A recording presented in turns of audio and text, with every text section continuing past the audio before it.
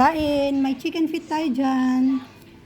May siniganggang, si grandma, tsaka si grandpa. First time natin magluto nito guys, chicken feet na napakaanghang.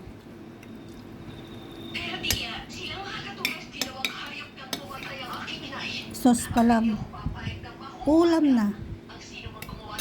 Mas meron tayo ditong siniganggang. May pinakikinggan ako doon. Ang ingay. Hindi ko halos maproseso ang lahat. Nabiglang bumuhos sa malakas na ulan.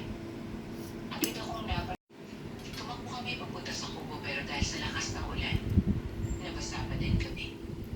Pagpasok namin sa kubo, ang lamig. Makaubuhin ka. Magpalit ka muna. Kukuit, kukuit.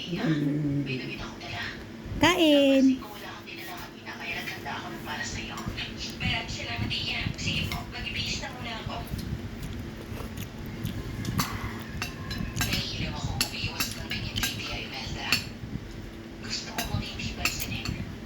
Pero ang mabigat na pakiramdam at kabasa tuwing nakikita ko siyang nakatulala ay nagbibigay sa akin ng pangamba.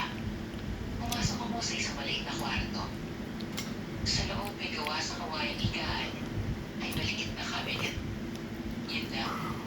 Wala nang iba. Matamis na maanghang. Sarap. Tayo nyo na magluto. Napaupo ako sa higaan habang inaalala ang sinabi kanina ng Tia Imelda. Igmat yung sinigang. Ayoko mag-isip. Sinigang na bangos. Pero hindi mawala sa isipan ko na baka may gawin siyang ikapapahamak niya. Malukra. Napakalabi ako at lumabas sa kwarto pagkatapos ko magbihis.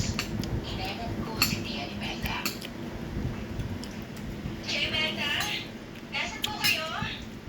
Sarap. Saan siya pumunta? Nandito pa